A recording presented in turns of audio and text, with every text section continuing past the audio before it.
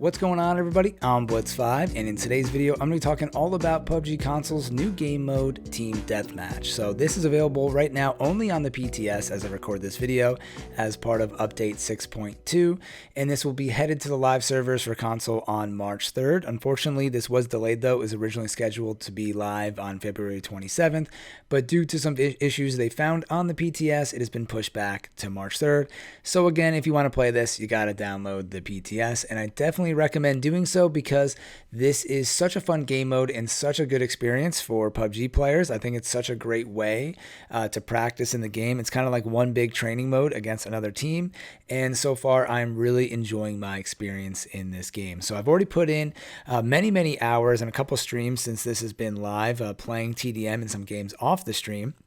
So I feel like I've had a pretty good experience so far. I also played on PC, so I can kind of compare it to there.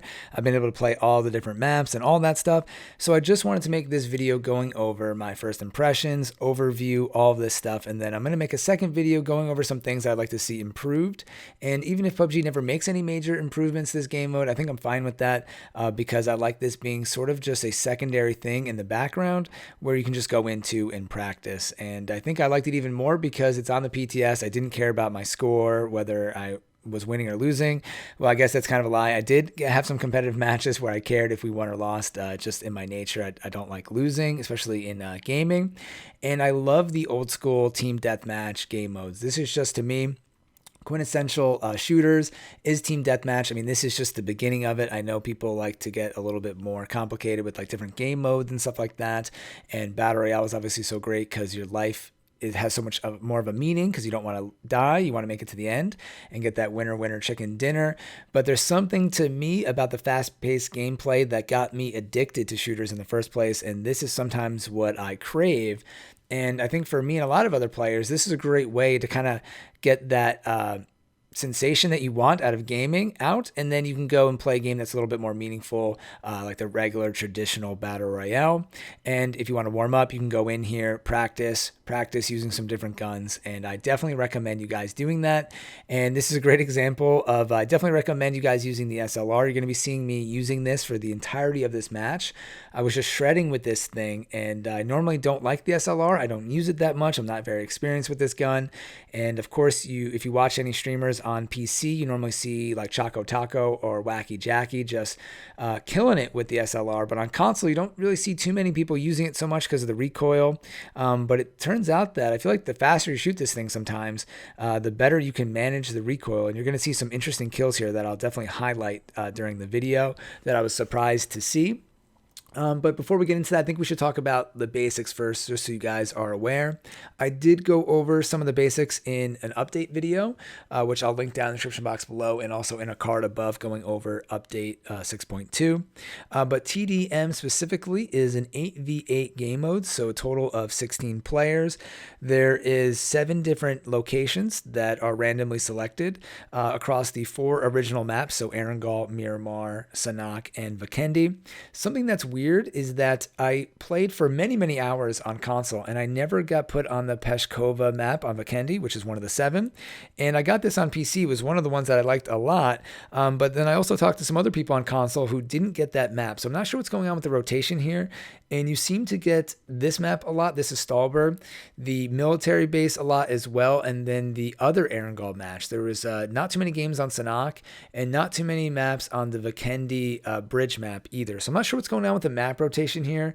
I know people have been complaining about that in Battle Royale, but it almost seems to have like the similar problem on console. I don't know what's going on there. And then also the map sizes definitely seem to be different. This map is probably one of the smaller ones when you have like the Vikendi bridge map seems to be way bigger. And I know PUBG tweeted out asking, what do you guys think about the 8v8 player count?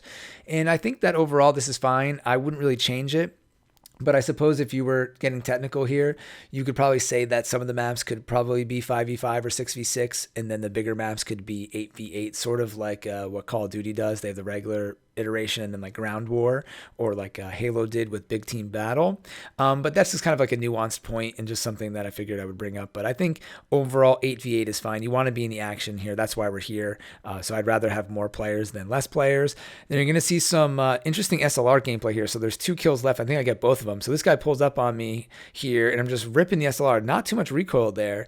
And then check out, I love the revive health system in the game. So when you get kills, your boost bar goes up and that heals you. So I'm getting some heal off that kill, or health off the kill, and then I just start spamming the SLR as fast as I can. You can see I was kind of surprised there on the webcam that I got that kill, and I love that mechanic that I think when you start the match, I think your boost bar is all the way up and then it goes down, but then as you get kills, it goes up, and I think that's a really cool aspect of the TDM game mode. And then something that's interesting and takes a little while to get used to is that you don't have any health kits. So a lot of times when you're like low on health, people were making fun of me because I kept hitting like start to hit my first aid kit or something, and I didn't have that. So it's just like a natural reaction that you have from playing PUBG.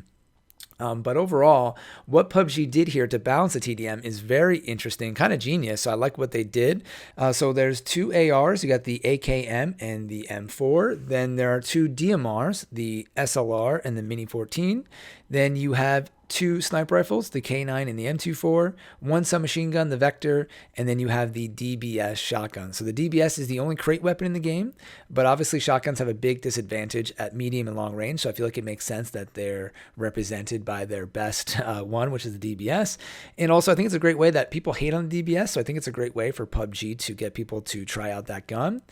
And then what they did here, which is really interesting, is obviously the M4 is the most popular gun in the game, and ARs are probably have the biggest advantage because they're good in every scenario, right? They're good at close range, medium range, long range. So what they did to balance it out is they only have the red dot, so the lowest magnification scope, and then you spawn with level 1 helmet and a level 1 vest, and then every other loadout, every other class, you actually spawn with level 2 gear. So that gives you a little bit of a disadvantage taking the AK and M4, which are obviously really, really powerful. But to me, if you're going try hard, I think the way to go is definitely the ARs or maybe the SLR or the Vector. That seems to be the way. But anytime I wanted to get a lot of kills and get back into the lead or something, I would just take out the AK because the 7.62 is just so powerful. And if you run into somebody with an M4 and you both have the level 1 vest, it seems like the AK was winning out in most of those situations. I guess there could be some kind of strategy around spawning in with the SLR, let's say, and you have level 2 gear and then trying to pick up an M4 or something or an AKM. But really, it takes so long to loot, and this is so fast-paced and chaotic that I wouldn't recommend looting or using that unless you have a lot of time, which I guess you probably could. But basically, I think that's not a viable strategy. For the most part. If you're playing on the bigger maps, you definitely have more time to loot and check out what people have. But on this one, you're getting shot from all different directions. The spawning is pretty good for the most part. You spawn, it seems to be you spawn near your team. You have 5 seconds until like that person is invincible. You can see here, this person is invincible running underneath the sign. The one to the right was still invincible. The one to the left became uninvincible. It's signified by the golden glow. You can see it on my character right now after I died. So that's available for 5 seconds and it goes away. But it seems like I'm definitely going to be including this in my update video that's a little unbalanced. Maybe the person who's invincible shouldn't be able to shoot or something like that. But to me, that didn't really create a problem. I understand why they did that because they don't want people getting like spawn camped. So I'd rather have that than not have it, I guess. And the spawning, for the most part, you just spawn near your teammates.